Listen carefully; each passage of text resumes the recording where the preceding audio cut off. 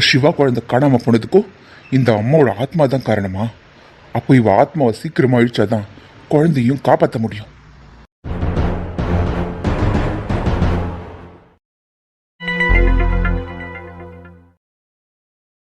Hello புகழ், நான் தான் சிவா பேசுறேன். சொல்லு சிவா. புகழ், சக்தி கிட்ட எல்லா விஷயத்தையும் சொல்லிட்டியா? அவகிட்ட உதவி கேட்டுட்டியா? இல்லடா, சக்தியை நான் பார்க்கல, இனிமேல் தான் போய் பார்க்கணும்.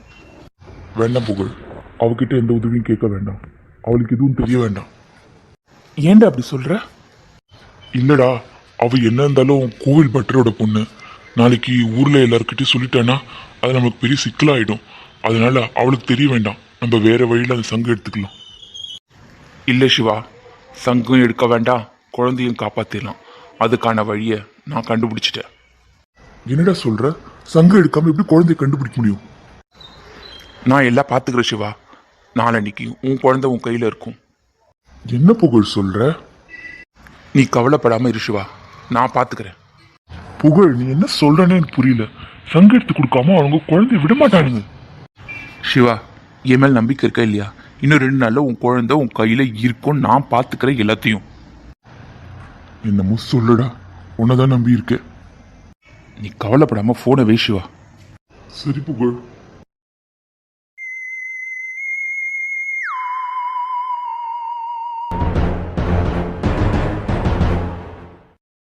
சிவா, இந்த சங்கு? ஆமாடா, பூதகணேஸ்வரர் கோயிலில் இருந்தா அதே சங்கு தான். இதுக்காக தானே உன் குழந்தைய கடத்துறாங்க. இதை நான் கொண்டு வந்துட்டேன். எப்படி சிவா? இதை எடுக்க போனவங்க நிலைமைலாம் என்ன ஆச்சுன்னு உனக்கு தெரியும்ல? அப்படியே தைரியமா நீ எப்படி எடுத்த? உன்னால எப்படி எடுத்துட்டு இவ்வளோ தூரம் வர முடிஞ்சது? அதெல்லாம் அப்புறம் பேசிக்கலாம் சிவா. முதல்ல குழந்தை இருக்கிற இடத்துக்கு போலாவா? குழந்தை இருக்கிற இடமா? நீ குழந்தைய பார்க்க முடியுமா? முடியும் சிவா, வா போலாம்.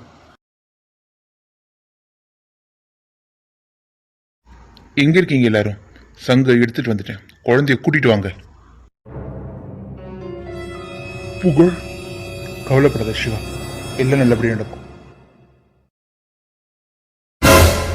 அனு,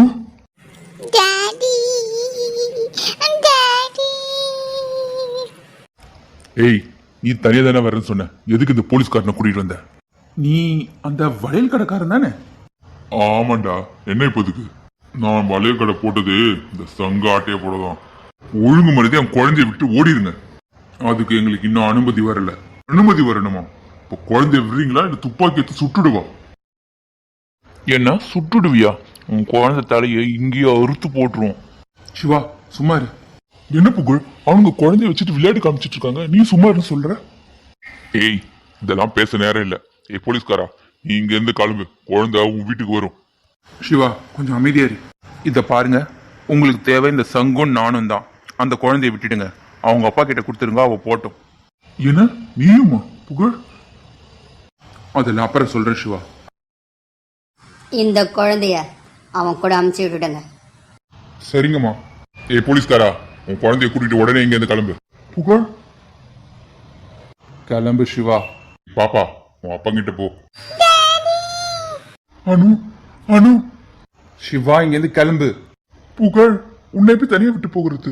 நீ கிளம்பு சிவா, நான் பாத்துக்கிறேன்.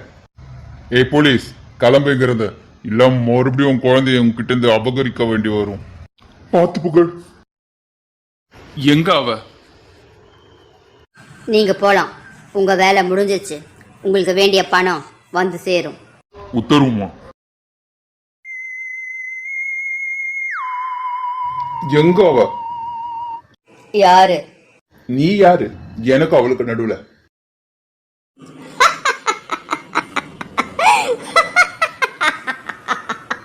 வந்துட்டியா புகழ்? அந்த சங்கம் முதல்ல தீல போட்டு கொளுத்து. அப்பதான் என் வேலையை நான் நல்லபடியா செஞ்சு முடிக்க முடியும். டேய், அந்த சங்க குர்ரா. சங்கு வேணுமா? தோ தரேன், ராவு தரேன். என்ன ராவுத்தனும்?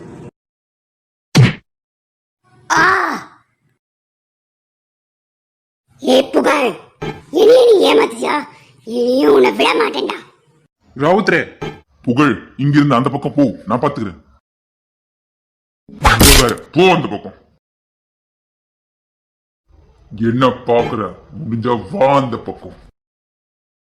ஏய் ராவுத்தர் நில்லு. புகழ், எக்காரணத்துக்கு நெருப்புக்கு அந்த பக்கம் மட்டும் நீ வந்துடாத. என்ன ஆனாலும் இங்கே நில்லு. சரிங்க ராவுத்தரே. ஏய் புகழ், என்னையே நீ ஏமாத்திட்டல. உன்னை மட்டும் தனியா தானடா வர சொன்னேன். எவ்வளவு தைரியம்தான் இந்த ராவுத்தரை கூட்டிட்டு வந்திருப்ப. இவனை கூட்டிட்டு வந்தா என்ன அழிச்சிட முடியுமா? முடியாத. ராவுத்தரே, இவளா எங்க அம்மா? சி, பெத்த மகனே அழிக்க துடிக்கிறா. என்ன ஒரு கொடூரமான பொம்பளை. பெத்த மகனை விட அவ அழகு மேல அவளுக்கு ஆசை. அதான் அந்த அழகு போய் இன்னைக்கு எப்படி இருக்கா பாரு.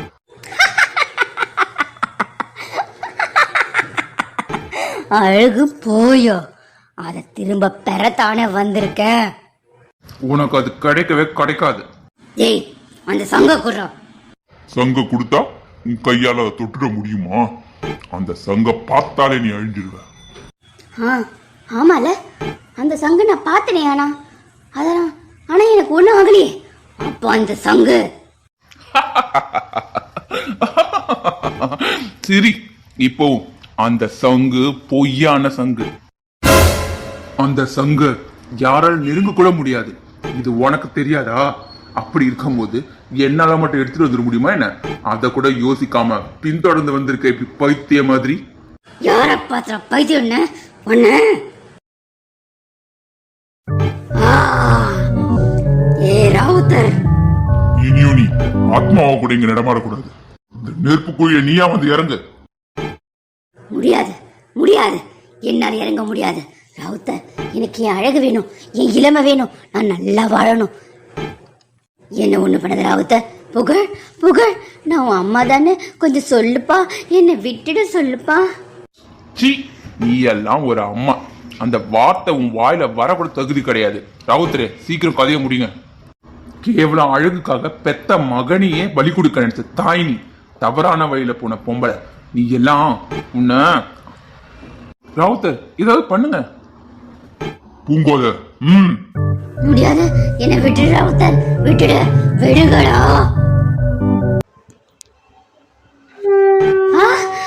அந்த சங்கு சத்தம் கோவில் இருந்து வருது. என்னால முடியல. ஆ, ஆ, ஆ.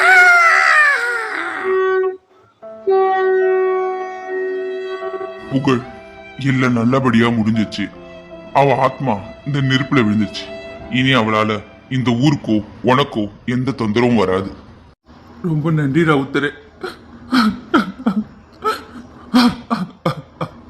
அதான் எல்லாம் நல்லபடியா முடிஞ்சிச்சப்பா. இன்னும் ஏன் அழற? அம்மா கிட்ட பேசணும்னு ஆசாசையா வந்த ராவுத்தர். ஆனா இன்னைக்கு இப்படிப்பட்ட ஒரு தாய்க்கு நான் மகனா இருந்துக்கேன்னு நினைக்கும் போது எனக்கு அருவருப்பா இருக்கு. சரிப்பா, கவலைப்படாத. அதான் எல்லாம் நல்லபடியா முடிஞ்சிச்சுல. இனி உன் வாழ்க்கை நல்லா இருக்கும். உன் சித்தி ரொம்ப தங்கமான பொண்ணு. அவ கூடவும் அப்பா கூடவும் சந்தோஷமா சேர்ந்து வாழ். கண்டிப்பா ராவுத்தர் ஐயா, நீங்க செஞ்ச இந்த உதவியை நான் மறக்கவே மாட்டேன். ரொம்ப நன்றி ராவுத்தர். சேச்சே, இருக்கட்டும் புகழ். நீ சந்தோஷமா நல்லபடியா இருந்தா போதும். கிளம்பலாம்ப்பா இங்க இருந்து. சரிங்க ராவுத்தர் ஐயா. இனியாவது வித்யாபதி ஐயா கிட்ட எல்லா உண்மையும் சொல்லிடு. கண்டிப்பா சொல்லிடுறேன் ஐயா. சரி சரி, இங்க ரொம்ப நேரம் இருக்க வேண்டாம், வா போகலாம்.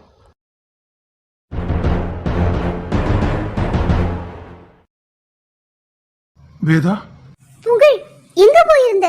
நீ காணணும். நானும் அப்பா அம்மா எல்லாம் பயந்தே போயிட்டோம். அந்த காட்டு பகுதியில இருந்து ஏதோ பயங்கரமான சத்தம்லாம் கேக்குதுன்னு வேற சொன்னாங்க.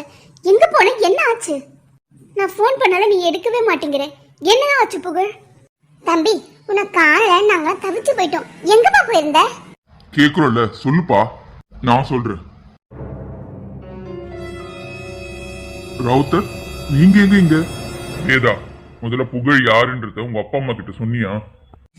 அது என்ன ரவுத்தர், என்ன சொல்ல வரீங்க? இருக்கட்டும், எல்லாத்தையும் நானே சொல்ற வித்யாபதியா. புகழும் வேதாவும் ஒருத்தர் நேசிக்கிறாங்க. என்ன சொல்றீங்க? என்ன வேதா இதெல்லாம்? அது அது வந்து அப்பா, நானே உங்ககிட்ட எல்லாம் சொல்ல நினைச்சேன். அதுக்குள்ள வித்யாபதியா, இந்த புகழ் என்ன பொய் சொல்லிட்டு உங்க வீட்டுக்குள்ள வந்தானோ அதுதான் கடைசியில உண்மையாவே ஆயிருக்கு. உங்க அக்கா தூரத்து சொந்த ஒருத்தி இருந்தாலே பூங்கோதன்னு, அவளோட மகன் தான் இந்த புகழ். ஆனா இவன் ரொம்ப நல்ல பையன். என்ன? பூங்கோத பையனா? பூங்கோத பையனா? ஆமா, பூங்கோதையோட பையன் தான் இந்த புகழ். இனி நான் எல்லாம் சொல்லணும் அவசியமே இல்லை. உங்களுக்கே எல்லாம் புரிஞ்சிருக்கும். இவன் ஊருக்குள்ள வந்தது அவங்க அம்மாவை பத்தி தெரியாம அவங்க அம்மா ஆத்மா கிட்ட பேசணும்னு சொல்லிதான் என்கிட்ட வந்தான். ஆனா கடைசியில அவங்க அம்மாவை பத்தி தெரிஞ்சதும், ஆனா பையன் பாவம் அவங்க அம்மாவை பத்தி கேட்டதும் நொந்து போயிட்டான்.